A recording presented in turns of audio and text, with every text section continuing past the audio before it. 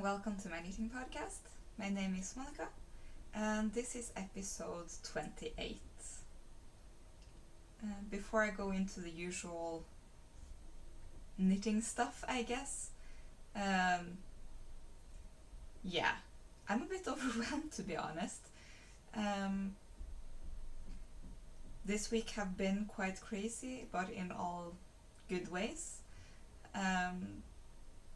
A few days ago I got an email via YouTube who told me that someone had commented on my video, and I don't get a lot of comments, so I was quite curious, and I checked out that comment yesterday while I was at my sister's wedding, actually, and saw that the comment said that I had been shouted out by a different knitting channel called Den Glade Tråd, and the host is called Nina.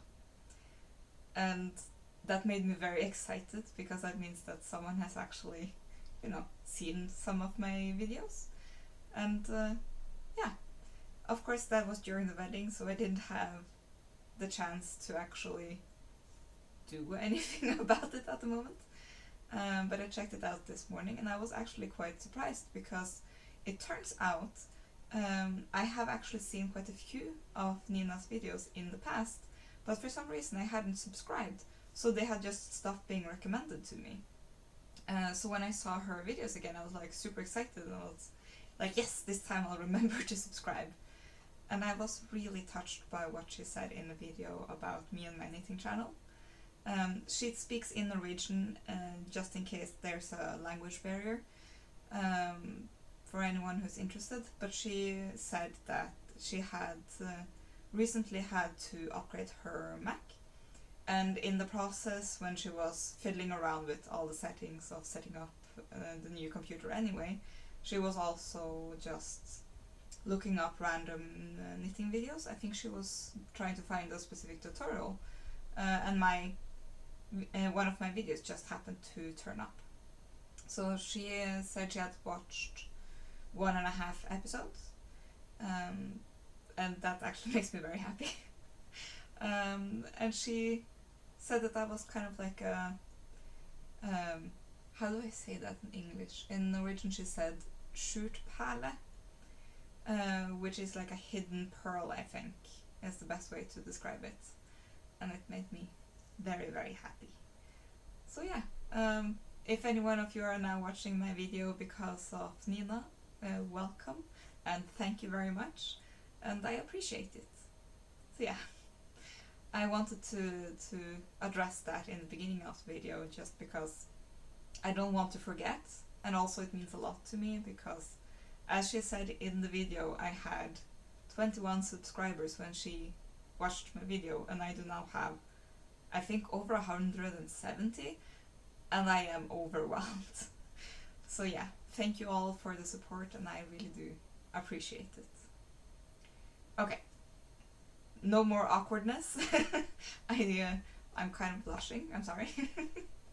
So let's get into the, main parts of the video, I guess. I'll start with what I'm wearing. That's what I usually do. And in this case, I'm actually wearing two of my knits. I'm trying very hard to pretend that summer is here. Just because the calendar says June doesn't mean necessarily the weather says so. So I'm actually wearing two things I made last summer. One of them, the one underneath, is this singlet. I'm trying to hide my bra straps, but that's not the easiest. I made this singlet, and I also made this kind of like a cardigan, I think. They're in the same yarn. I used to have buttons on these ones, this cardigan, but I removed the buttons because they were too heavy. And I have bought new ones, and I've been procrastinating on putting them on, and I was like, I don't want to film a podcast video in just the singlet. I feel a bit too exposed. So I'm double layering. The yarn is, I think it's Viking garn. I know it's called bamboo. It's 50% cotton, 50% bamboo. And I'm pretty certain the colorway is just white. Or maybe bright white, or like something like that. Yeah. It's been a year, so I don't actually remember. And yeah, this is actually two of the objects where I haven't followed a pattern. The stitch pattern here that you might be able to see, this kind of like looks like a leaf. Very hard to show. This one. It's inspired by one of the stitch patterns in the Japanese Stitching Bible. But I simplified it and removed some of the baubles, and it's supposed to have some kind of garter stitch thing. But looking at the stitch pattern, I thought it kind of looked like a leaf, and it inspired me to want to like make something kind of springy, summery, yeah, kind of like that. So I actually made the cardigan first, and this is a cardigan that my grandmother has been nagging me about actually writing up the pattern for, because she really wants to make it. I like it a lot. It has like very wide, very nice sleeves. They are going down to my elbow, and it's for me at least, it is quite oversized. I don't know how easy it is to see, but that was kind of what I wanted. I wanted it to be something I could have over a dress, or just like casually, but still quite lacy and pretty. I was kind of bored with only having like either a hoodie or something really tight fitting, which is always appropriate in the summer. If it's too tight, I sometimes feel like I just sweat through it, and I don't like that feeling. So yeah, I have promised my grandma I will eventually release this pattern, though I don't know when. I have been quite busy with work in the past few months, and therefore both my knitting time and my creative energy when it comes to my own stitch patterns and knitting patterns have kind of slowed down. So yeah, that's what I'm wearing. Yeah, I think actually, I just remembered, I do actually have some finished objects. Last week I realized there was only like a week left of May, and I have recently started logging all my yarn. Not on Ravelry, sadly. I find it easier to just do it by hand, and quicker too. And also I spend almost all my working day in front of the computer, so anytime I don't have to look at the screen is very welcome. But yeah, I did log all my yarn in the beginning of May, or maybe even in the end of April. And I have logged how much yarn I have had in and out of my stash throughout May. And in the end of May, I realized that I wasn't happy with the amount of yarn I've had gotten out of stash. So I went digging through something that would be quick and easy, I guess. So I actually ended up with two projects that I started and finished in the past week. They are not big. One of them is really small. I had a random red skein of yarn that I did not know where I had it from. I know why I bought it. I was wanting to try nålebinding, and I wanted to try it with really big thick yarn so it was easier to see what I was doing. And for some reason I never started. I just never tried. And I think this has been in my stash for like 2 years. So I figured it was about time to do something about it. So I made this, in Norwegian we call it sitteunderlag. Oh yeah, and that's also kind of something I forgot to mention. Nina, she clocked right. I am Norwegian, I just haven't said it outright. Not in the podcast. I think perhaps in my Instagram or my Ravelry it mentions it. But I have been quite vague with where I'm from, more like Northern Europe kind of thing. Not necessarily for any other reason than just I didn't feel the need to say it, I guess. And then it kind of became a game, like how long can I not tell you? But yeah, I kind of, the cat's out of the bag and all of that, so yeah, I am Norwegian. I'm not gonna tell you exactly where I live, because I kind of want a bit of privacy at least. But yeah. So yeah, now you know, I am actually Norwegian. So yeah, I made this sittunderlag. It is quite small. I used up all of the yarn I had, almost. This very tiny piece here, it looks like a lot. It is like 5 grams, but it's like a meter or two. So I had to like choose and figure out, did I have enough to make one more row? I did not. So I ripped back the last row and just bound off. And I do think this is really thick, very like nice. I don't think this is feltable yarn, but I could try and felt it and see if I could use it for something other than something you sit on. But actually I'm thinking I could let one of my nephews or niece when she's older use this when they're over, if we're going outside and sitting on something other than chairs. Yeah, it is not big enough for me, but it's definitely big enough for a child. And it's very squishy, very good, very nice.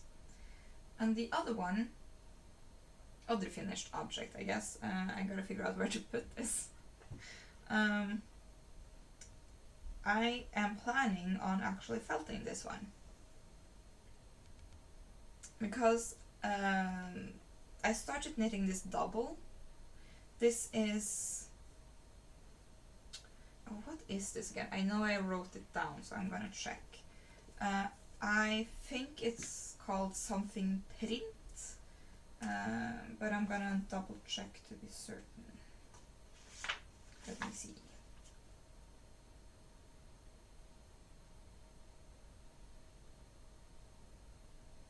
Okay, I didn't write it down there, but I know I did write it down in the beginning where I do have my projects. It's called Pretty Print Ullgarn in the colorway 502, but I know it's called more than just that, because it I didn't write down here what the yarn brand was, and I know I do have that somewhere. Not there. I'm very sorry, I should have been better prepared. Usually I do remember the yarn I've used, but this was a like 2-day project, so I didn't remember.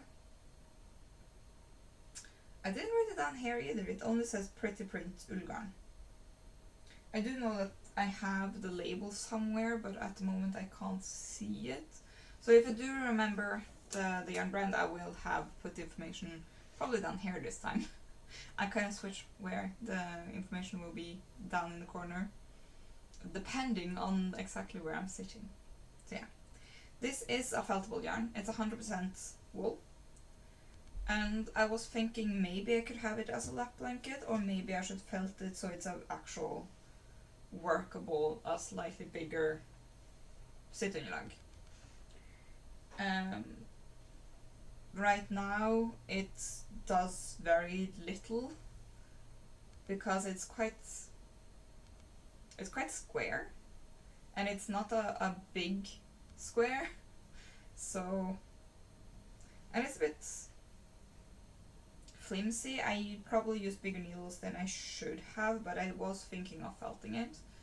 I do really like the pattern though.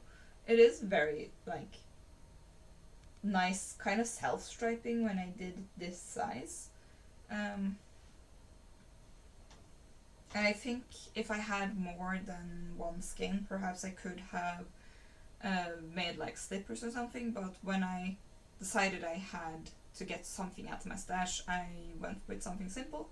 I started knitting this double and realized then I wouldn't have nearly enough yarn to actually make anything useful. So I ripped back, cast on fewer stitches, and actually I'm very impressed with how square this actually ended up. So yeah. I don't know if I have anything else to say about this. This was literally just to get something out of stash that have been lingering for quite a while. It hasn't stopped me from buying yarn, sadly. I have tried very, very hard not to. I'll tell you about that at the end, I think. Most of you are probably more interested in the works in progress than in any acquisitions I've done. And if my voice sounds very raspy, I'm very sorry. As I said in the beginning of the video, I was in a wedding yesterday. So, yeah. As you might imagine, it was quite fun and a long day and a lot of talking and singing and dancing. So yeah, it's been quite a week. Good day, but yeah. I'm just gonna put this on the floor actually, I think. It's easier. And I'm gonna change my position slightly. I have my knitting basket here with all of my current whips, which are getting a tiny bit out of hand, which is why I haven't started any new projects, even though I'm really itching to cast on something new. I might mention some of those later, if I haven't talked too much. But yeah, I do think you have seen all of these projects before. I know you've seen this one before at least. I knit a Winter's Night Enchantment sweater for our friend that lives in the States. He hasn't gotten it yet, it's not even blocked, it's still right here.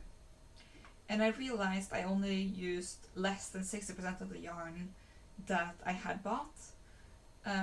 I did buy 2 more skeins of each, I think, than I needed, according to the pattern. But the pattern really overestimated the amount of yarn I needed for one of the colors.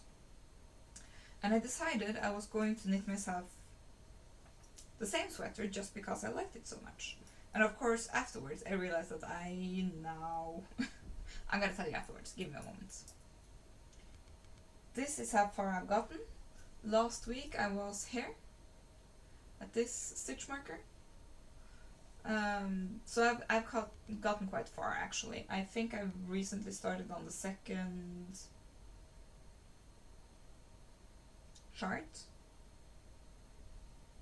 Yeah, I think the second chart starts here. And after starting knitting it, I realized that I have actually made an error in how much yarn I had, because I estimated correctly when it comes to how much yarn I have left of the dark blue yarn. But for some reason, when I saw I had 2 skeins of this light blue yarn, this is Morgentåke, which is like morning fog, and this is Marine, which is just navy. When I saw I had 2 skeins of this one, I just thought in my head, oh yeah, I have 200 grams. No, I don't. I have 100 grams because these are 50 gram balls. And I realized, shock and horror, I'm not gonna have enough of this color to actually do all the color work. And I was thinking, what should I do? And since I have already knit this pattern almost without any modifications, if you remember, I did do some slight modifications with this one, where I just didn't increase the amount of stitches I needed to after splitting the sleeves, because I added those stitches in to the sleeve instead. Yeah, very slight modification. Other than that, I followed the stitch pattern all the way, and the color work chart, all of that. I need the biggest size, that one. This one is the size large, this one is the size 3XL, I think, though it says XXXL. Apparently there's a difference between 3XL and XXXL, but I don't know what the difference is. I've just been told it's not the same. But yeah, so since I have already knit one, relatively mindless one, I thought modifying this one won't be a big problem. More than likely, I will just knit the round yoke with the color work as it's supposed to be. But when I split for body and sleeves, I might omit any more of the color work depending on how much of the light yarn I have left. That's just because I don't want to risk plain yarn chicken when I'm going to knit the sleeves and all of that. If I have any more of the light yarn left, at the end I might just have like one row of the light color before I go into the hem or cuffs, or both. But more than likely I will just have the color work in the top part and just omit the rest. And I do think I have more than enough of the darker color to have both full length body and sleeves, but if I have to omit something, I will shorten the body, not so much that it's super cropped, but that is more like not as oversized as I would kind of prefer this to be. And if I do have to, I might have only like 3/4 length sleeves or maybe even half sleeves, just because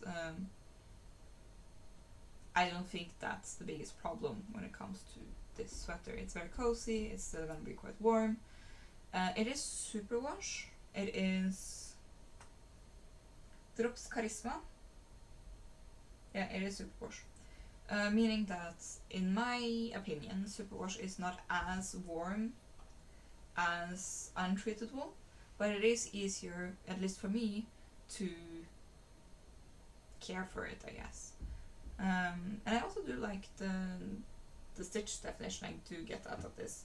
I realized when I was knitting the other one that I had flipped what was the, in my head, dominant color, because I didn't realize that the dominant color is the one you have in your right hand if you're knitting right-handed. But I did like how you see those white spots that kind of like jump out at you, because those are the dominant color in that one. And I kind of thought I kind of liked them being the dominant one in this one too, because that means that the top part here really jumps out at you, but the more darker blue down here is a bit more subtle, but because the color is darker, it still stands out. It's kind of like when you write with black on top of white paper, it stands out either way. But you might be able to see that these dots here, the blue ones, the dark blue ones, aren't as prominent as like the top stitch here.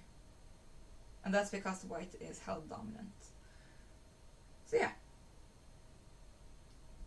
Yeah, no, I mean the dominant color is in your left hand. Yeah. That's right. I thought it was in the right hand for some reason. But the dominant color is in your is to your left while you're knitting. So it kind of, it lays at the bottom. That's why there's, I don't know how easy it is to see, but the blue kind of looks like it lays on top when you look at the back. And that's how you know that the white is the dominant color when you look at it. But I like it. It's and I would rather be consistent than change it, especially now.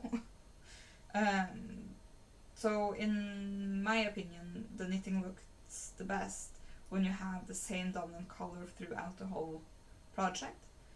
Some people change it depending on what is supposed to be the background color in each panel. Like here, the background color, down here, the background color is the light color, so perhaps you should hold the dark blue as the dominant one. But since I held the dark, the white as the, or light blue as the dominant one at the top here, I kept that consistent throughout.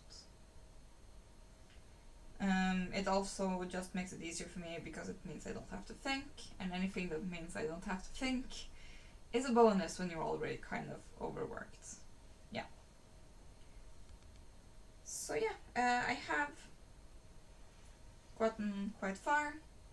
This is probably the project I'm gonna work on later today because it's kind of mindless.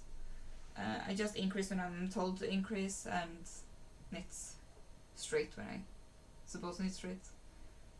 And omitting those flea pattern thing is also gonna make it even easier because then it's just stockinette for quite a few centimeters. My own hair and my cat's hair are all like twisted into this garment. Yeah, that's just that what happens when you have long hair and a long-haired cat. But yeah, this one I have had quite fun knitting it. It has been quite pleasant not thinking too much. So yeah, for once I actually do follow a pattern, which is nice. Sorry, I always get some yarn fuzz in my nose when I work on that project. The rest of my projects I actually think are all my own ideas, so those are fun. I do think you have seen all of these, so yeah, no, I know you have seen all of these if you were here in the last episode. If you weren't, welcome. But yeah, I'll start with the one at the top just because it is at the top. This is a t-shirt that I have designed. It doesn't have a name yet. The first t-shirt I made was, I just called it the black tea, or my black tea. And I accidentally kind of felted it. It wasn't as bad as I first feared, but it is slightly felted. And I panicked and bought a lot of yarn, which I don't think you even can see because I think it's there. Oh no, it's right here. I bought 12 new skeins because I didn't remember how much I needed for the original t-shirt. Turns out I think I only used slightly more than 5 skeins for the black t-shirt. I made the navy one that was finished last time. It's there somewhere, but yeah, it's still not blocked. God knows where I put it. Oh yeah, I see it. It's too far away, I can't be bothered to get it up. I finished the navy one with just 5 skeins. Yeah, exactly 5 skeins. And then I realized I could just knit the rest of my t-shirts with 6 skeins just to get a tiny bit more length and tiny bit more longer sleeves.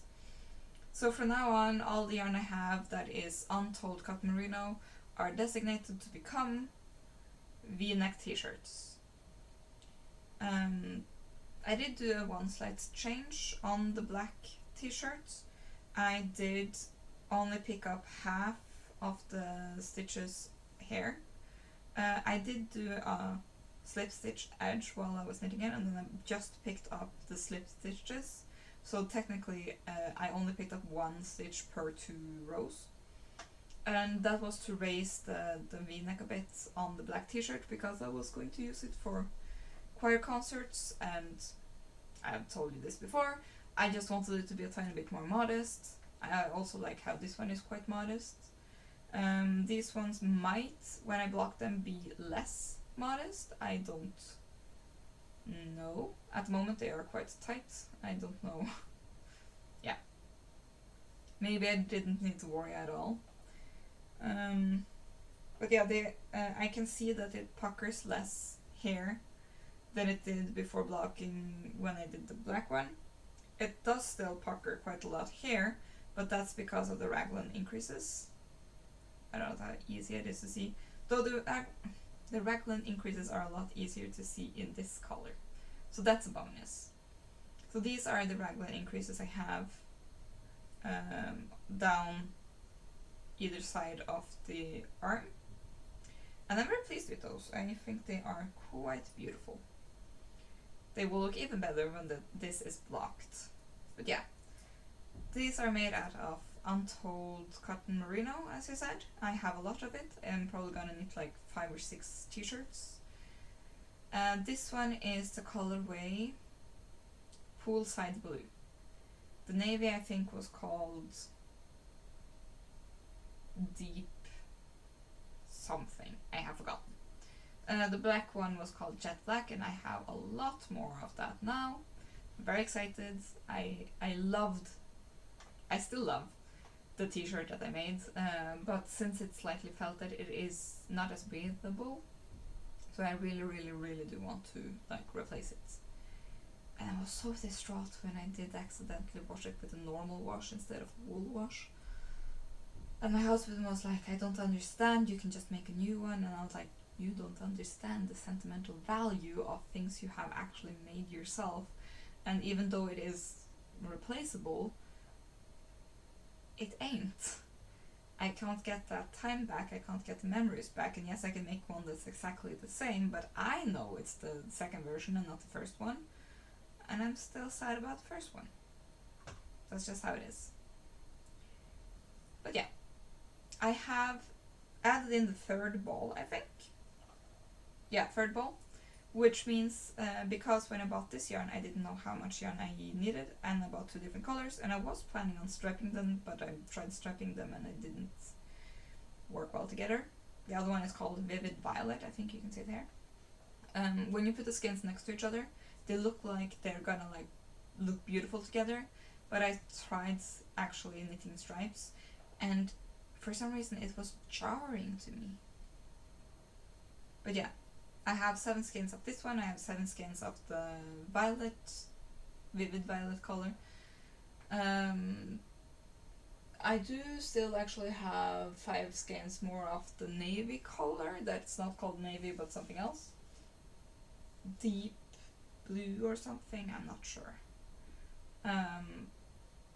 So I'm gonna knit another navy one, and maybe I can stripe navy with something. If not, I can have 2 navies that are exactly the same when it comes to size and length and sleeve length and all of that. This one is gonna be knit out of probably 6 skeins, so I'm gonna have 1 left over. I don't know what I'm gonna do with that one, because I do think this will be too long if I knit the body longer, and I don't want the sleeves to be any longer than half sleeves at the most. Yeah. But at the moment I'm very happy. I did the pickup rate around the neckline slightly different. I picked up what turns out to be every 3 out of 4 rows, even though that doesn't work out when you have slip stitch edge. I instead ended up picking up twice in the same hole, I guess, same stitch. But because of how I do the I-cord, that's not a problem. Yeah. I do kind of regret how I did the middle part here. I don't know how easy it is to see.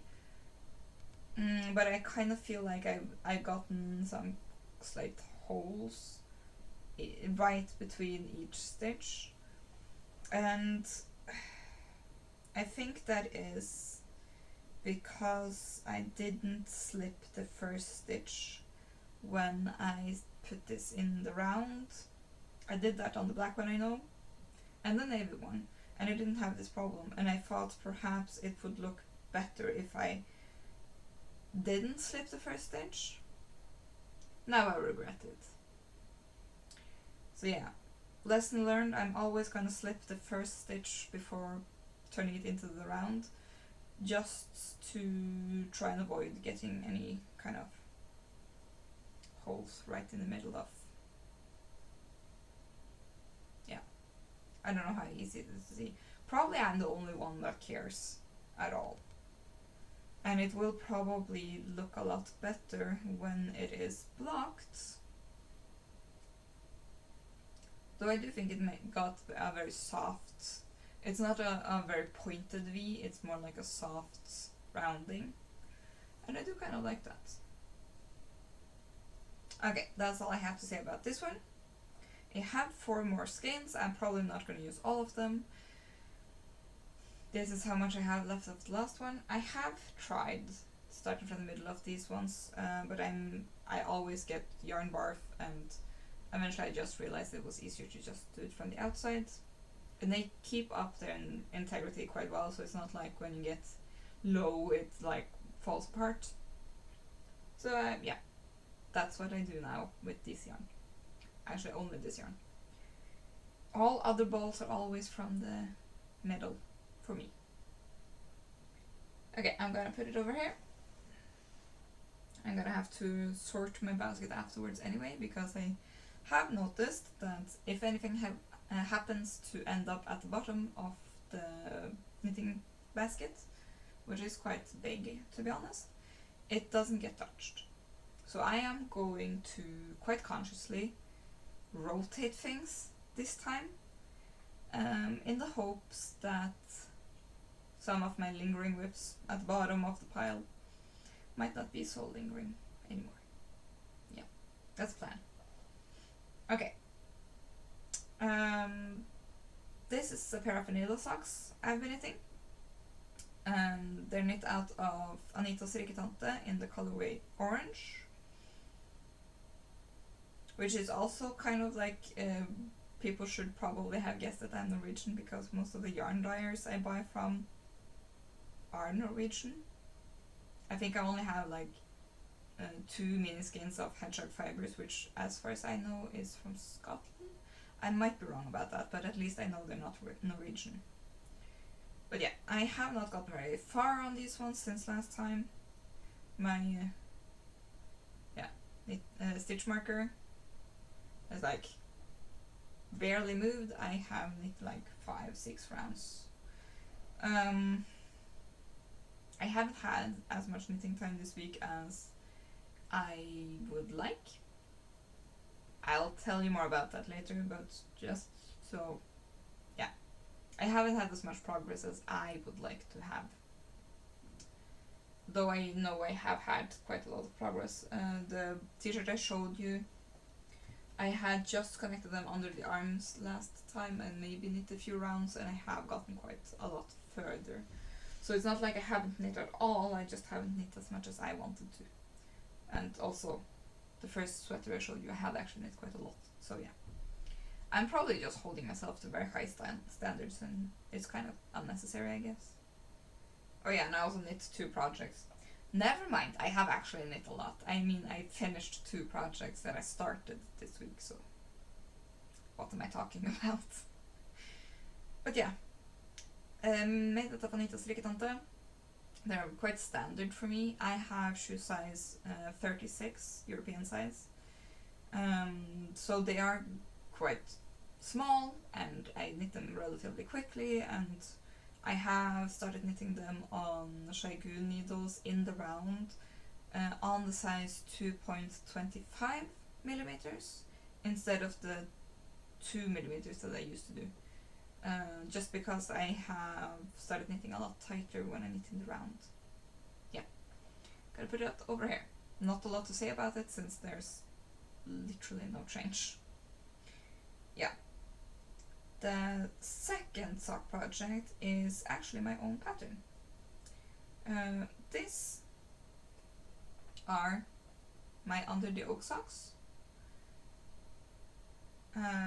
They are available on Ravelry if you're interested. Actually, this color looks so much better than any of the other color combinations I've tried and show on camera.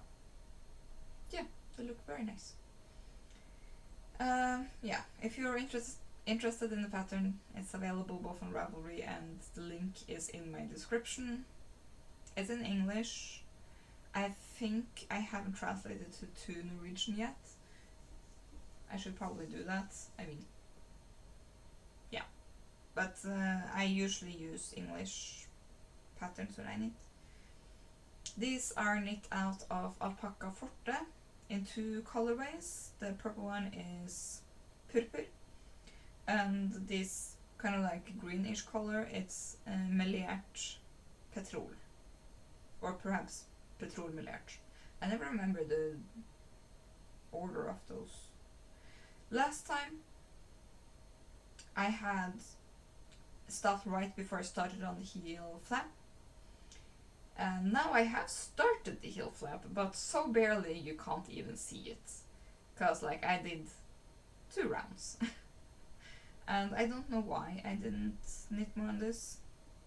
Probably because it was tucked away in my work bag and I just couldn't be bothered going and getting it. That's why it's now in my knitting basket. I always put everything in my knitting basket right before filming, so I know where everything is, or else I panic. And sometimes I forget. That's why I suddenly like, where is that project? Oh yeah, I have to go and get it. But yes, do we have anything more to say? The original pattern for this was inspired by a free pattern that's called Color Palette Socks, but those are knit for fingering weight. This is not fingering weight. These are knit up on 3mm needles. The reason why I knit the first pair where I actually followed the pattern quite straightforward, to be honest. I followed the pattern to the T, except I knit them with this yarn in 3mm needles, is because it's a one size pattern. So it's in fingering weight it gives you a size medium. Well, that doesn't make sense to me. How did I then make it fit for myself? No, I didn't. No, that's true. The first pair came out way too big and I ended up giving them to my grandfather so he could have slipper socks to keep himself warm. But I really did like the stitch pattern and all of that, though I wasn't happy with the heel flap and I wasn't happy with how the toe decreases was done, because it was a rounded toe. And both the rounded toe and the heel flap were in stockinette stitch, and I really wanted to continue this twisted rib throughout the whole sock. So the second one I knit, I still use this yarn but a different color combination, or maybe even the same color combination, because I do have that pair now. Actually, I'm wearing them now. I'm sorry they are going to be filled with cat hair, but I'm gonna show you one of them just so it's easier to see. Yeah. Wow, they really are filthy. I'm sorry. These are my underyoke socks. They're very, very dusty. Every piece of cat hair ever gets attracted to these socks, which, when you have a long-haired cat, is a lot. But yeah, I changed the construction of the toe and the heel, and the number of stitches for my size and the number of rows between these parts, all to make it fit my size. And once I had done that once already, I wanted to, like, I changed how you do the toes too. I prefer the kind of wedge heel thing instead of a rounded toe, but on these ones I actually made them go all the way. Though I did, after making these ones, realize I wanted to make them slightly different in the fact that I wanted them to have, where I started the decreases for the toes, I shifted. So yeah, these are now both filthy and really worn out again. I'm probably gonna have to mend them for a 4th time this year before packing them away, but I love them so much I just wear them all the time. As you can see here, the heel is actually in twisted rib, and I did not continue the twisted rib underneath that heel here when you do the heel turn. That was mostly because I know that this is where I wear out my heels the most. So if it was in just stockinette, it was easier to mend, and I do actually think you can see that it's not that long since I mended it under the heel. Oh, This was very difficult to show. No, you can probably only see that they are filthy. I'm very sorry. I've loved this so much, I use them every day. Though I don't usually tell you on the podcast that I'm wearing one of my own socks, because I don't know, it kind of doesn't feel like like you wearing a garment. Socks are kind of more like accessories.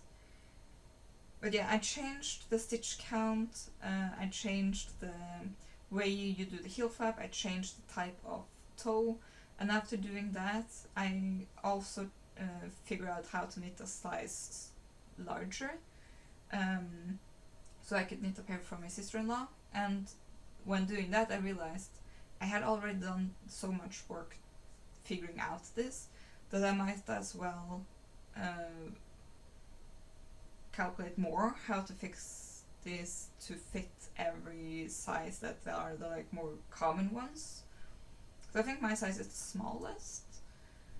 At least it's the small size. And I think there's... Yeah, I have marked the sizes with the shoe sizes that I have figured out that it will fit for. And I've also in the pattern told you what, or written what to do if you are in the higher end of those ranges, how to make the foot longer or the leg taller, just slightly, so it will fit more like perfectly if you need that. Does of course mean you have to actually hit gauge, and to be honest, I never hit gauge when I knit things, or I rarely do. Or rather, I don't check if I get the gauge I'm supposed to do, which is why I usually don't follow patterns, because I forget that very crucial point. Or maybe just don't care. I mean, the sweater that's over here, this one, is a seascape sweater. I think I have found a trend in my knitting. If it's colorwork sweaters, I follow a pattern. But I do make changes to them, because this one does not have the weight of yarn that you're supposed to use. So I had to knit a size 2 to get a size 4. But like, I didn't mind. I enjoyed it. There was a slight mistake in that pattern, I remember. It's a free pattern. So just be aware that if you knit the seascape pullover, that where the short rows for raising the neck don't align with where you are splitting for sleeves. So I would recommend that when you come to the part where you're supposed to split for sleeves, you mark out where the middle and middle of the front and middle of the back of the sweater are, and then just figure out. It tells you how many stitches you're supposed to split off for each sleeve, and then just make sure you do that correctly. Yeah. I didn't notice that it was skewed until after I had knit like at least 2 more of those colorwork stripes, and I just couldn't be bothered to rip back and figure out the arm situation, so instead I picked up right below where I did the short rows, and I knit that part up again. So that's not what you're supposed to do with the sweater. You're supposed to be knitting one, but I didn't mind. So I just knit the short rows again, but this time bottom up, and the collar the same way it was originally, and the bound off, normal bound off, I think. Just the standard one. Which means that sweater actually has the bound off edge both at the top and at the bottom, so it looks very consistent, which I kind of like. Sometimes I wonder if I'm just gonna pick up my cast on edge, rip it back a row, and then cast off with the normal bind off just to make it look better. But that's kind of work that you don't necessarily want to do. So yeah. It kind of depends on the yarn, to be honest. I am rambling, and I'm seeing that I've been here for almost an hour, and I haven't even shown you the last 2 projects. Clearly I'm distracted. But yeah, okay, I've shown you 4 out of 6 projects, and I'm going to try and not make this fall over.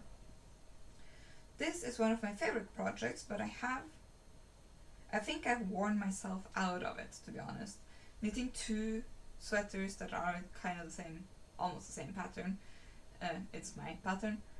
And yeah, in almost, I think I just wasn't mentally prepared to knit 2 cable knit sweaters, one after the other. I think I needed a break and I didn't realize it. But I have gotten quite far. I haven't touched it in the past week though. So this is my cable knit sweater, my green cable knit sweater. It's the same pattern as that one, though I did do some slight modifications because I wasn't quite happy with some of the cables on this one. It had some honeycomb cables underneath the arm, and I realized that honeycomb cables are a lot thicker than the other cables I had, so if you run hot, you will be very hot in the armhole area, and that would not be very comfortable, I think. I don't necessarily run hot. I am a very cold person. I love that one, it keeps me warm. Yeah, but wanting to be a bit more practical, I figured I wanted to repeat some of the cables that I have also underneath the arms. I am still not happy with how I picked up under the sleeves, but also it is literally right under your armpit, so I have decided to just let it go. It's not something anyone ever gonna look at, and I can tidy up the slight hole situation I have when I'm actually done with the sweater. In 2 weeks, I am going to yarn show, and this yarn, it is Lille Rille in thick merino in the colorway Misty Mountains. In 2 weeks I'm going to a yarn market, and I'm hoping to find Lille Rille there, and I'm hoping she has thick merino, though I find it quite unlikely because she usually only do that during winter, and it's supposed to be summer now. But I'm hoping to find this colorway at least. If I find it in her thin merino base, that's fine, and I can hold it double. I just want it to be as consistent as possible. The only thing is, I've been probably every day now for the past 4 weeks going into Instagram, going into Facebook, and going onto their website trying to figure out when they're going to announce which yarn dyers are going to be there. And they haven't written anything. All they have written is this date, this time. If you want to be if you want to be there and sell stuff, let us know. And perhaps they have been busy with other things. They might, I know there's only like 2 or 4 people working on this event, like organizing it. They might have had some kind of health issues. They might be very busy with their other work, if they have other work, I don't know. And like a million things might be the reason why we haven't gotten any information, but since that market is in literally 2 weeks, I really want to know. And I'm being very frustrated with the uncertainty and all of that. Yeah. So I'm really desperately hoping she will be there, that she will be at least selling this colorway, and that I will be able to snag one skein. I think that's all I need to finish this sweater,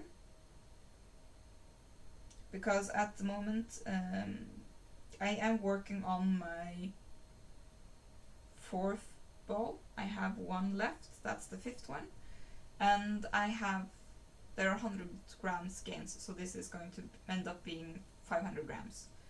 I do want this one to be slightly bigger than the light one that I have. This one weighs almost exactly 450 grams.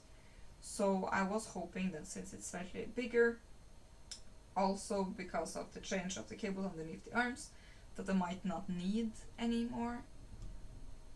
But I also realized that I have been procrastinating knitting on this one because of the yarn situation. I am stressed. And I did buy a skein of thin merino in the colorway Nord i skogen from Lille Rille last time I saw her. And it is very close to the darkest color in this one. It's a tonal one instead of a variegated one. But what I have realized is I really desperately want that one for socks. I do not want to have to use that skein to make this one done. That's what I'm kind of thinking. So yeah. As you can see on my little marker here, stitch marker, is literally fastened to the row below where I am, which means I haven't knit at all on this one. Not on the body, not on the sleeves. Though the sleeves I don't think even have a stitch marker. I should probably move this one over to the sleeve so I can actually see if I have knit anything on the sleeve. I do enjoy knitting on the sleeves. Some of the cables I don't need a cable needle for, some of them I do. And part of the sleeve are literally just moss stitch, so it's not like I actually need anything at all. Now that I have placed the stitch marker, I'm just gonna knit 2 stitches just to not distort the fabric with the stitch marker. Yeah. I do really enjoy knitting on this. I don't understand why I don't knit. Actually I do know why. It's the yarn situation and the fact that it's at the bottom of my knitting pile every single time. So yeah. There's no front and back on this one. My other one has a raised collar in the back, so it does have a very distinct front and back situation. This one I wanted to be reversible, so it's not going to have any kind of shaping in the back. It is a raglan, which is also why I don't want any shaping in the back, because it will distort where your front and your back panel of cables will be different if you have shaping in the back, and unless you do a lot of math to figure out so you end up on the exact same spot, or start the charts differently. You could of course do that, but I didn't want to do that. If you had knitted bottom up, you could just continue the stitch pattern and do the shaping in the back that you wanted, but I knitted top down, so yeah, I didn't want to do the math. I didn't want to have a distinct back and forth. I didn't want to have to keep track of 2 different charts, so no shaping. Yeah, I'm talking way too much. And yeah, I barely started on the 4th ball because I started that on the sleeve. Okay.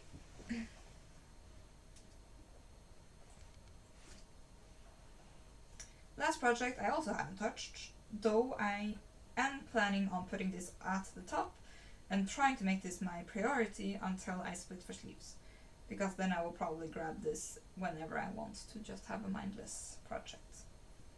Also, it's summer. I should have my summer sweater ready. I don't. So yeah, this is my red sweater. It is made out of Strikketante Potential in the colorway Lollipop. Technically, I don't think it is the colorway Lollipop, because this color I saw it on a different yarn base that's not called Potential, but more like, yeah, I don't remember what the other one was called. But I think the reason they call it Potential is because they didn't know whether or not they were going to use that yarn base later. So it has potential. We don't yet know yet, and I haven't seen them use it after. So perhaps it was an experiment that they decided not to continue it, I guess.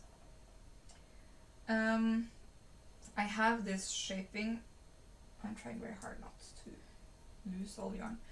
Um, it's like contiguous shoulder shaping. You have this kind of like saddle shoulder part, and then you start increasing for the arms. And I do have quite a few more rows before I have enough stitches to split for sleeves, but I'm very excited to soon do that. Maybe I should show you the right way. Yeah. I have actually already written up the pattern for this one. I just wanted to get the sample done before I'm actually releasing it. And for some reason, even though I have the pattern, I can just follow it. I don't have to think about it. This one is the one that's been taking the most time. Probably because I'm knitting it up on light fingering weight. This yarn is 600 meters per 100 grams. And it just takes ages.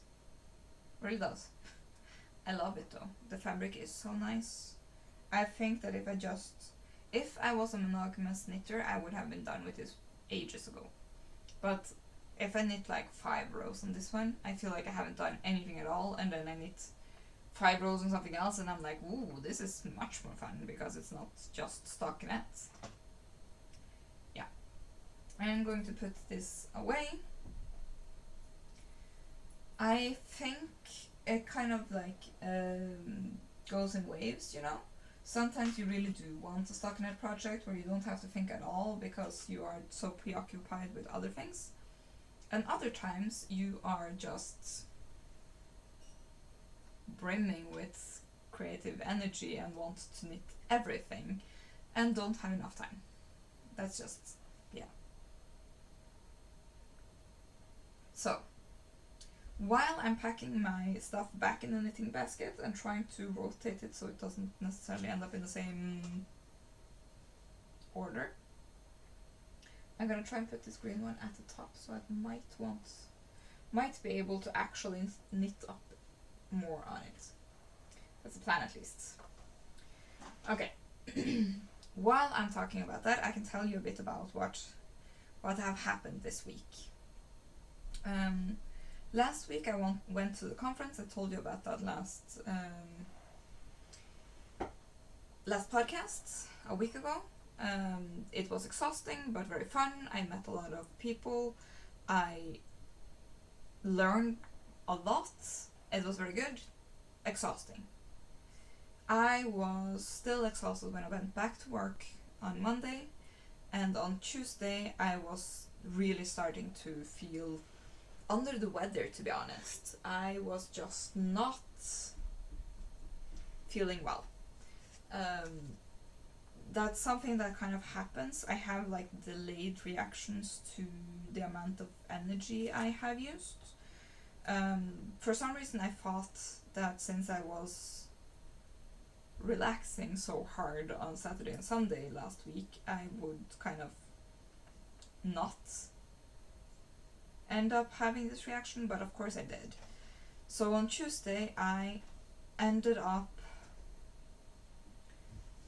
I left work early, not super early, but earlier than I was planning, and I deleted that's not the right one. I cancelled my knitting date with my friend that we usually do on Tuesdays, and I cancelled, I guess. I told the choir that I wasn't going to come tonight because I was really feeling bad. And the signs were there, but I wasn't willing to acknowledge it. I was going to have a migraine. So on Wednesday, when I woke up, I knew I was going to have a migraine. I already had a migraine, I just wasn't awake enough to feel the pain, I guess. So I sent my work a message, told them that sadly I won't be able to work today, I have migraine, and I have the day off on Friday because Thursday is was a holiday, and I needed Friday to do everything I needed for the wedding that was on Saturday. Yesterday. So On Wednesday, I did absolutely nothing. I was the biggest couch potato ever, because I did drag myself out of bed because I had stupidly not put my migraine medicine back on my nightstand, because that's the one I brought with me to Oslo when I was at the conference. And I had like packed out properly. I had just put it in my medicine cabinet instead of remembering that some of it actually has to be in my work bag and some of it has to be on my nightstand. But yeah. Where were I going with this? Yes. So Wednesday, I was home. I was feeling terrible. My husband came home and he was not in a very good mood because he had cut his thumb at work. Not so bad that it needed stitches, but it still hurt, and he was frustrated because it was like an hour before he was leaving, and it was like, of course something had to go wrong. Nothing can ever work out the way it's supposed to.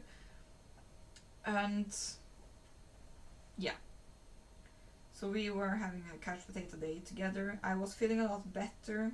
I was no longer having a migraine when he came back, but the exhaustion after migraine is quite bad. So yeah, I was just not the person that day. But eventually I did manage to feel well enough that I could person again, and I think we on Thursday started playing a bit of Minecraft again. And I also think we ordered pizza, to be honest. Maybe we did that on Thursday. Thursday. Either way, one of the days we were playing Minecraft. And we also, I think it was Thursday we started playing Minecraft, because then I I was feeling better. And we were having a lot of fun, and I was talking about what I was going to do the day after, because Friday is technically a normal work day. So all stores and all of that are open. And we had to go to the store to buy the food we needed for today. All of those things. I think that's the last two projects that needs to be in the basket. Yeah. All in all, we were like trying to plan what we're going to do and all of that. And I realized I needed some stuff for the wedding. My sister was getting married. She is now married. And I realized I was like missing some key elements. I had the present, but I didn't have anything to put it in. I didn't have a card, and I needed stockings for my dress. And all in all, I was like, okay, I gotta have to do all that on Friday. And also we need to talk to my mom to figure out when we are leaving and how long it's gonna take to drive there and all of that. So it was a bit of coordinating. So on Friday I was planning on doing 3 phone calls, but of course I forgot 2 of them. I called my mom, we talked for quite a while, we planned on how and when and everything like that, and she happened to be walking around at the shopping mall at the moment when I called her, because she also needed some stuff before the wedding. And she was nice enough to pick up the gift bag or box I needed, so I didn't have to think about that. And me and my husband found the card at the convenience store next to us, or not convenience store, but like a grocery store, while we were buying food. So it was like, good, I don't need to leave the house today. The thing I forgot was I was going to call both my doctor and my husband's doctor, but that completely slipped my mind after I talked with my mom for an hour. And like after we had eaten dinner and we had like played Minecraft for quite a while, my husband was like, didn't you need something else than the card and the box? And I was like, yeah, I completely forgot stockings, and I had to go downtown to actually buy it, which was annoying. But yeah, wedding yesterday went very, very well. It was beautiful. My sister was so beautiful. Everything was just exactly how they wanted it to be, which is the most important thing. And we had a lot of dancing and talking and a lot of speeches, and all in all, it was a great day. The only thing is, as you might have gathered, I am chronically ill, and I do have quite a lot of issues with having enough energy to last the whole day. And since this was a place we had to drive 90 minutes to get to, slightly less than 90, that was what we calculated, just to be on the safe side. And we left at like 10 in the morning, and we were home at 11 at night, even though my grandma was very gracious and let me borrow her room, her hotel room, because they had stayed over from Friday and they were leaving again today. And I was able to borrow her hotel room and get an hour of sleep between the vielse, like the ceremony, and the actual dinner part, and the gender reveal. That was very nice. My sister had a gender reveal for their baby right before the dinner. It was very nice. They have been trying for quite a while, and I'm very happy they finally did get the good news. And my sister had a very cute baby bump walking down with my mom towards the...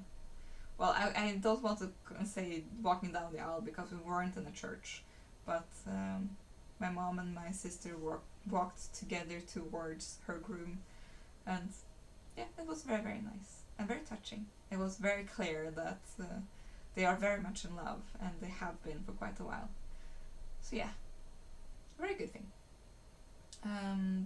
Of course, everything was very fun, but I do, as I have said before, struggle with my energy levels and having kind of like a crash a few days after.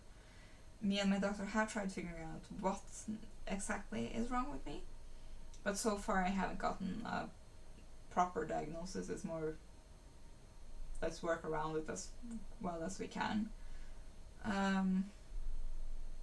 Yeah, that's life. But yeah, we got home quite late yesterday and went straight to bed because we were so exhausted. And still I woke up at 6 in the morning because the cat wanted to tell me something, and I don't know what she wanted to tell me because she never got it out in a way that I could understand. It wasn't that she wanted food, it wasn't that she wanted water. So eventually I just lifted my blanket so she could lay next to me. Perhaps she just wanted cuddles because we were gone for a whole day again. She does not appreciate the two of us not being home. It is not okay. But yeah, it was very fun. I got up way too early today, though I just got out of bed to go to the bathroom and then went back to bed. Yeah. So, I think those are most of the things I was going to say. Except for one thing. When I went out and did the errands I had to do on Friday, after I realized that it had slipped my mind, I walked past a yarn store, which is a mistake. I had to walk past it because the store where I'm going to buy the things I needed were like right next door to it. But I walked past and I was trying so hard not to look inside because I knew that if I did, I would have to go in. I had to go in. I didn't have a choice. I went in because I saw this game. And this is a brand that they have recently started actually having in our store. And I bought 3 skeins last time I saw this brand. It's called Bestemor, Meditating in Mumbai. It is sock yarn. It is 75% extra fine merino and 25% polyamide. So yeah, I had to have it. I didn't have a choice. It was very springy. It was colors I really love, and I can't wait to see how this works out. I'm suspecting it might be kind of self-striping, and I really would love to see that. But of course, when I first went to the yarn store and I saw this and I had to have it and I really tried to resist it, I went over to the aisle with double Sunday, because I don't think you can see it, it's right above here. I have a bag of all the leftovers from when I was knitting all my first hiking hats. That's also a pattern that I have released. I'm going to probably rewrite it slightly, because I have later been told that I do not prefer my hats the way most people prefer their hats. I apparently have very loose hats sizes compared to kind of what normal people want. I say normal people in quotes because, you know, I feel like I'm a normal person, but apparently because I have I'm very prone to migraines, I can't have anything that like squishes my head. So other people don't feel the hats are secure enough, while I'm kind of like, they're too tight.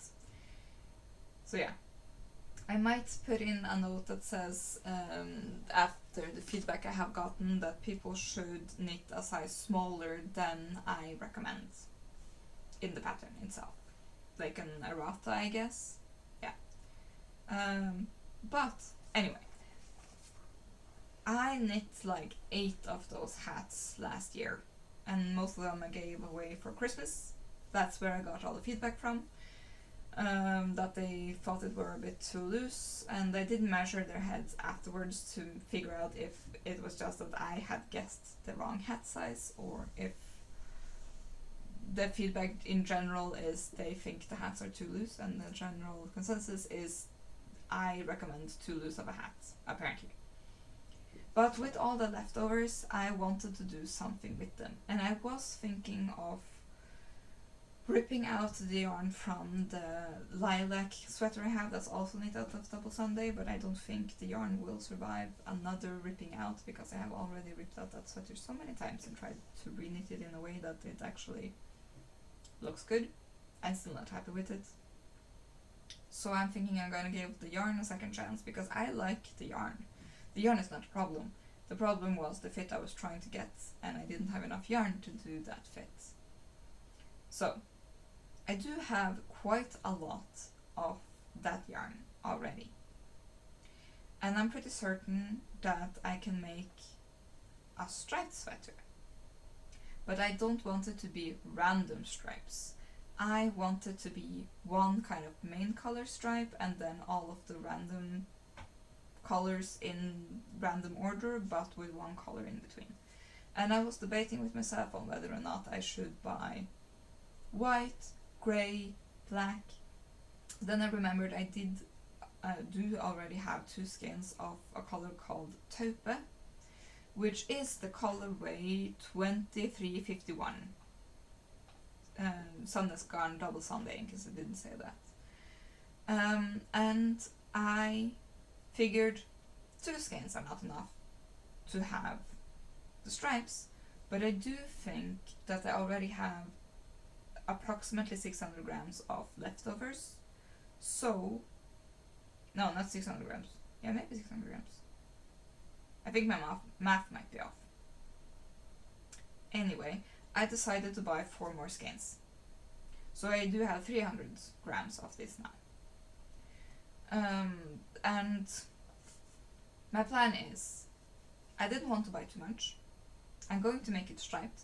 Probably no more than 2 or 4 rows of each stripe, because I do have a very erratic amount of yarn in each color.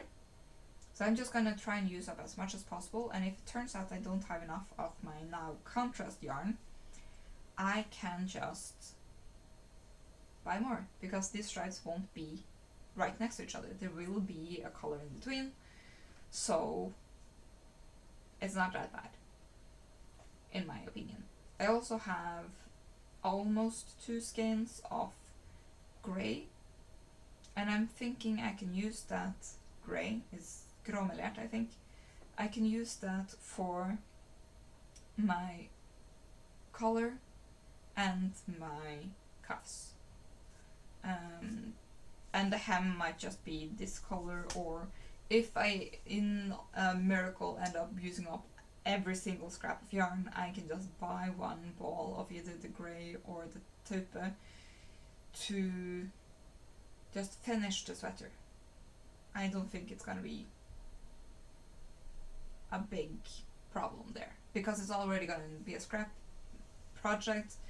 I bought this yarn specifically to get almost a kilo of yarn out of stash. Or at least half a kilo, maybe more. Yeah, I don't know. I am too tired to check, to be honest. But that is a project where I'm planning on using 3.5mm needles, which means I have a project already with those needles. Not that one, so it's probably the green sweater. And I want to start working on my second seascape pullover, because I do have a lot of lots of yarns I got from a friend of mine, and I want that out of stash too. And I have found a very good color palette, I think, in my eyes, in my opinion. I have a lot of yarn here.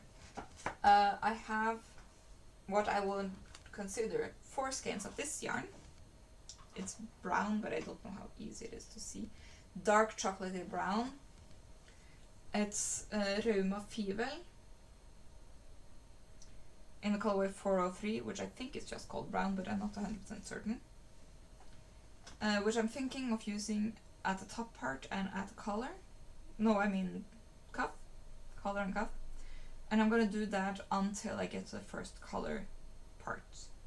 Then I'm going to switch to one of my many skeins of contrasting colors.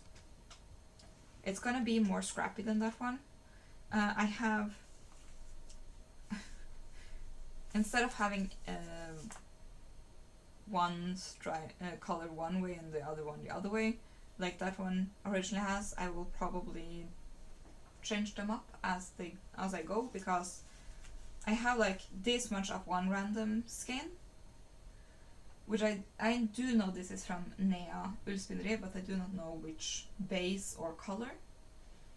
I have more of the same in this one. You can see they're slightly different. I also have Ullgarn 3 tråds, which do have the same meterage, approximately. Though it does feel a tiny bit different. There's something stuck to the yarn. And I also have this Garn Pergynt, which also has the same meterage, approximately. Slightly less than this one. And I also have some leftovers from my sailor sweater, or sailor slipover, because it's more like a vest, it doesn't have sleeves. And that's this Me Too, Rauma Me Too turquoise. I have quite a lot of leftovers. And I also have this other Nea yarn, which is these two. They are technically not the same color, but they are so close that I don't think people will see the difference in the sweater. So my plan is to use the brown as the base, and these when I run out of the brown, and then use all of these colors. Let me see if I can show you. As the stripes. And if, when I have used up all the brown for the top, gone over to this darker for the rest, if it turns out I need more of the main color to get through the entire sweater and the length I want, I don't mind buying more of these Rødfarget in this colorway just to finish the sweater, because it will mean I will get so much yarn out of stash. and it's yarn that I haven't found anything else to do with yet. So yeah, I really am excited to get all of this out of my stash because it has taken up space both in my actual physical stash but also in my mind, and trying to figure out what to do with all this yarn has just not been particularly easy, to be honest. I'm trying to put it back where I found it because I will start that project as soon as I'm done with my Winter's Night Enchantment sweater, because I use the same needles. That's the kind of problem I'm having right now. I have a lot of projects that use 3.5, 4 millimeter needles, and I really do want to continue. Oh wait, the 3.5 millimeter needles are not on the green sweater, it is on the t-shirt, of course. The green sweater is probably using 3 millimeters, I think. Yeah, my t-shirt is using 3.5 millimeters, so the green one is using 3, and my Winter's Night Enchantment sweater are using the 4 millimeters. I do have extra 3.5 millimeter needles, so I could use those, but that doesn't work when it comes to this sweater because I need the 4 millimeter ones. Yes. Other than that, I have been looking through a lot of different children's patterns, baby patterns, trying very hard because I haven't knit baby patterns before, or baby clothing before. So I really do want to not have to struggle with sizing and all of that when there are like 3 babies coming in October. So yeah, I want to be more prepared and help out when it comes to all the baby stuff this time. Since the last babies that came in our family were with a few years or months apart and with a lot of family members that could knit for them, they didn't have the problem that they didn't have enough clothing. But now, my niece, she's starting her kindergarten in October, and there are 3 babies showing up in October, which means that they're going to need a lot of baby wear, and my sister with the 1-year-old is going to need a lot of kindergarten clothing, and it just means that in the very close future, everyone kind of like, it's every man at post, I guess. I don't remember how to say that saying. I'm sorry. But yeah, and I do have a friend pair that's one of the babies, and I don't know how much they are getting off knit things. I have actually had the chance to speak with them, and I think the consensus is they do not know. Everything at the moment is a bit uncertain when it comes to clothing. So I really do want to knit baby clothing. I have tried to look for free resources, and I have concluded that I am not happy with them.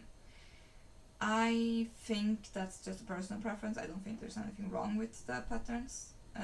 I really do like the free drops patterns when it comes to sweaters. That's where I found the Winter's Night Enchantment pattern. But I do think that even though I have literally been knitting for over 30 years, I still haven't bought a pattern for myself. That's kind of insane. I have been gifted quite a few patterns from either my grandma or my mother, and I have found quite a few free ones, and I have been gifted knitting books. I do have Den store kofteboka 1 and 2, I think.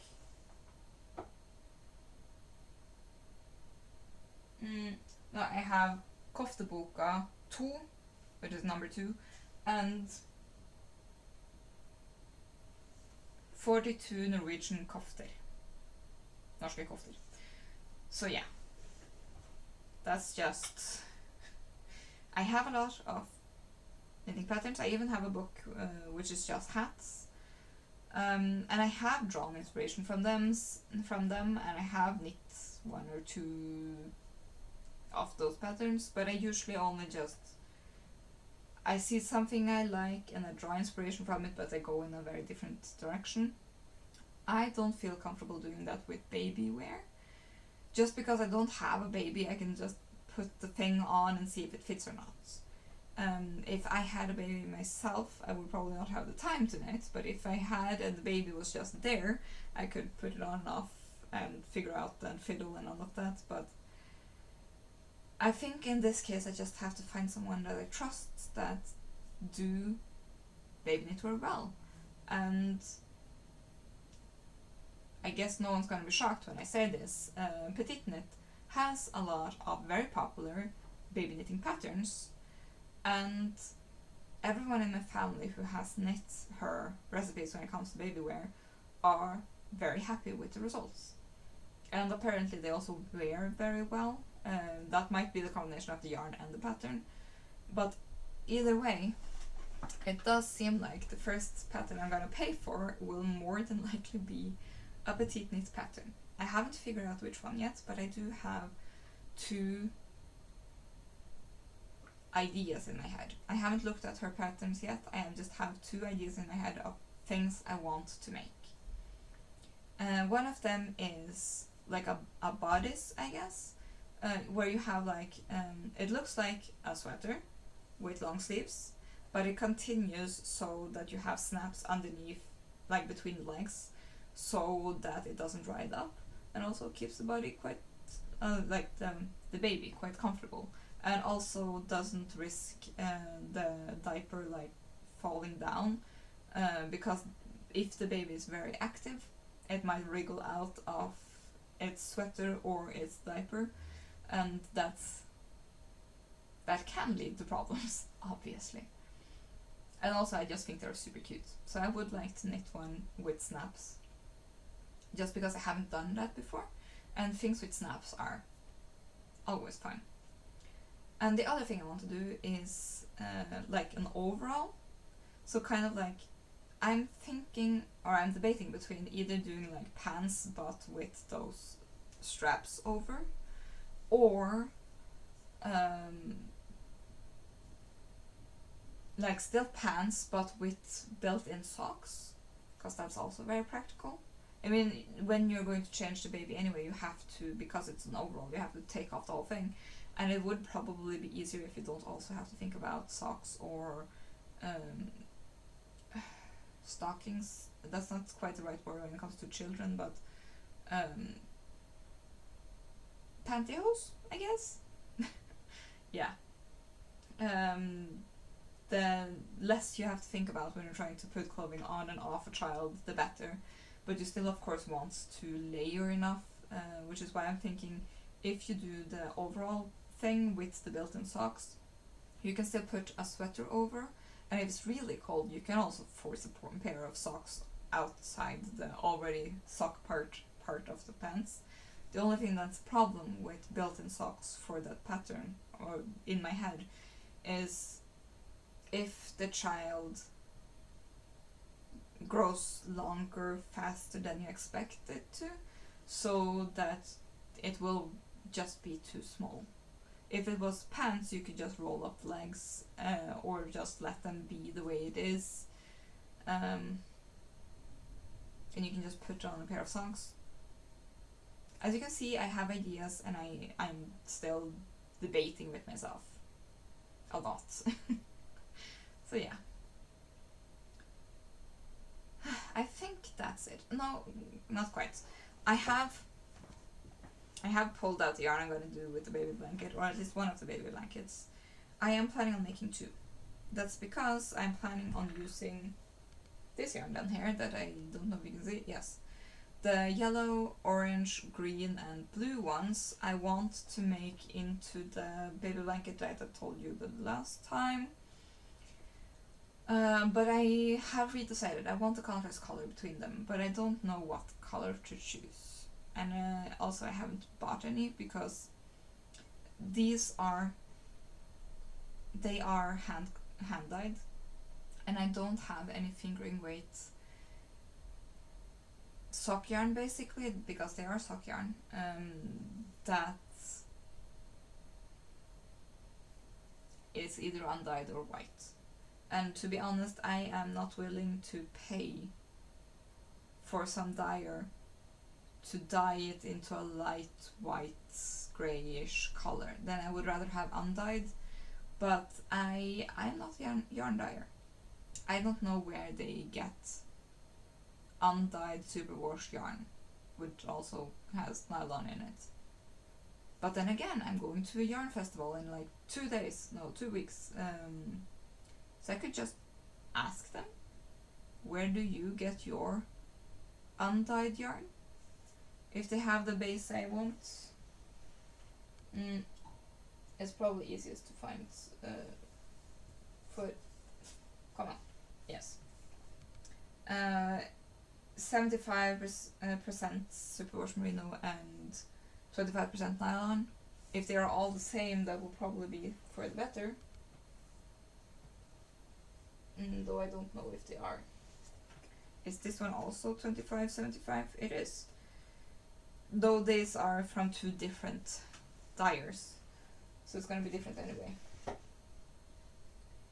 But it would be nice to have like at least the same base, so it's easier to make it look pretty, I guess. I don't think I'm gonna get more colors. I was contemplating maybe adding like a purple color or a more red color, but I do think those 4 colors that I have are actually enough. It also makes it easier to figure out when I think it's big enough. Maybe I can even make 2 blankets out of it, because this is already 400 grams. So if I buy 2 skeins of undyed yarn, I have quite a lot, to be honest. Yeah, so many ideas, so little time. Yeah. Other than that, yeah, I did forget in the beginning to say that den glade tråd, Nina, she didn't mention in her video that she sent me a message, and I think perhaps the internet ate it or something, because I have looked everywhere and I can't seem to find a message from her. So I have decided I'm gonna send her a message after filming this video and just letting her know that I didn't get her message, but a very lovely subscriber did mention her in my comments, so that's how I knew that she had mentioned me, and I'm very, very pleased that they did, because or else I wouldn't have known, and I would have been very confused. I was very confused because I did realize, or I did see that my subscriber count was increasing at a rate I wasn't expecting, and also that I had for some reason a lot of views on my last video, which I also wasn't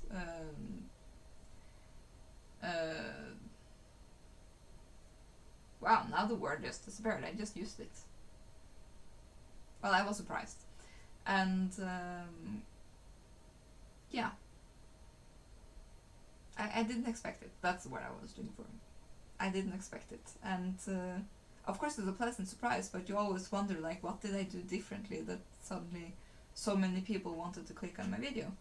And it turned out I hadn't done anything different at all.